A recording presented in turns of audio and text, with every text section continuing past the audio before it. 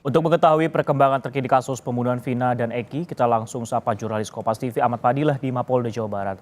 Fadil, selamat siang. Langkah apa lagi yang akan dilakukan polisi setelah kemarin polisi akhirnya merilis tersangka Peggy? Sisko dan Sarah, kemarin Polda Jawa Barat sudah menetapkan satu tersangka utama atau otak pembunuhan terhadap Vina dan Eki, yaitu Peggy Setiawan alias Perong alias Robi Irawan, di mana peran Egi pun terungkap bahwa tidak hanya melakukan pembunuhan terhadap Vina dan Eki, Peggy juga melakukan upaya tindakan asusila terhadap korban Vina seusai melakukan eh, tindakan pembunuhan terhadap para korban.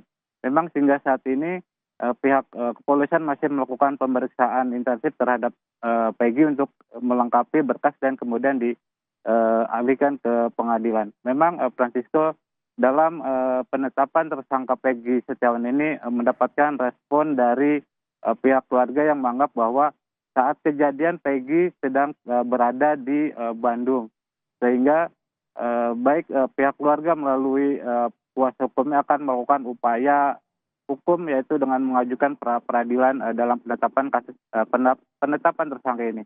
Dan menanggapi pernyataan dari pihak keluarga bahwa eh, pihak polisian Polda Jawa Barat melalui Dirkrim Polda Jawa Barat Kombes Surawan mengatakan bahwa Polda pada intinya siap menghadapi proses atau pengajuan pra peradilan yang dilakukan oleh pihak Egy.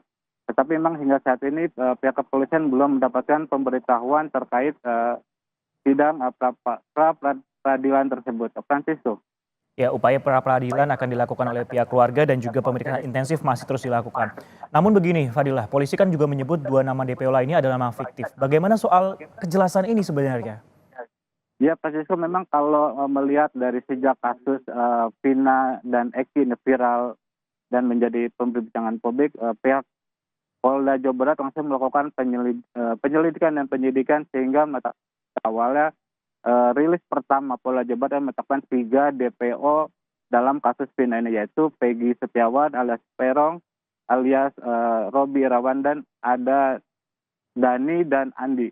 Dan pada kemarin pun pihak Polda Jawa Barat memastikan bahwa dalam kasus Vina dan Eki ini hanya ada satu DPO, yaitu Peggy Setiawan alias Perong alias Robi Irawan. Pihak kepolisian meyakini bahwa dalam kasus ini tidak 11 tersangka tetapi 9 tersangka, dan tambahan satu tersangka itu adalah Peggy Setiawan.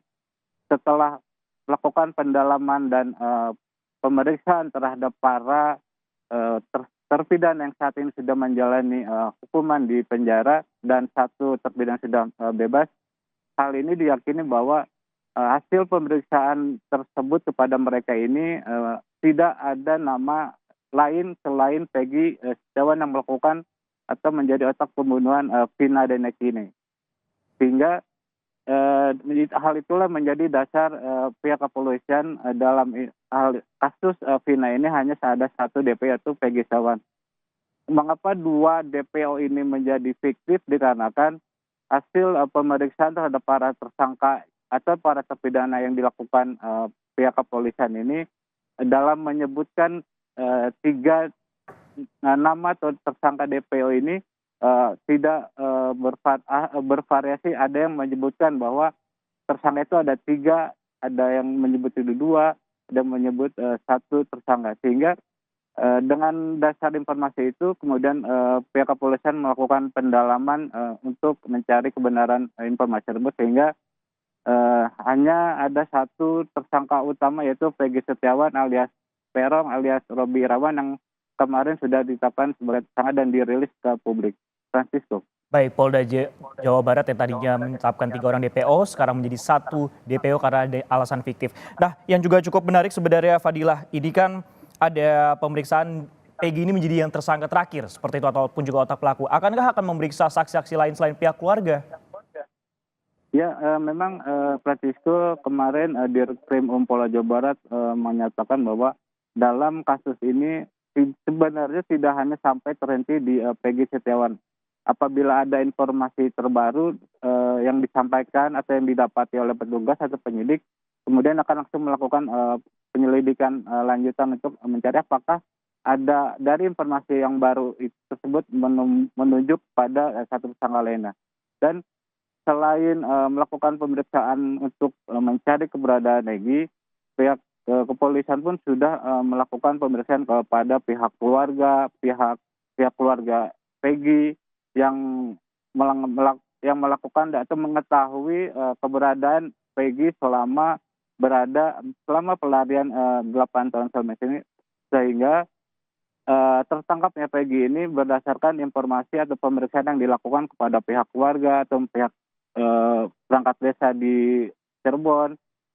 Dan rencananya pun juga memang informasi yang saya terima itu pengacara keluarga Vina itu akan dilakukan atau akan mengantar Linda dilakukan pemeriksaan di Polda Jawa Barat. Namun hingga siang ini pemeriksaan terhadap ataupun jadwal terhadap pemeriksaan Linda ini masih belum dapat dipastikan atau belum terlihat kedatangan pengacara dari keluarga Vina ini.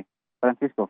Baik, dari pihak kepolisian juga masih berproses terkait masalah pemeriksaan, terkait ataupun juga terhadap Peggy ataupun juga Peron. Terima kasih atas laporan Anda, Ahmad Fadilah yang melaporkan langsung dari Mapolda Jawa Barat.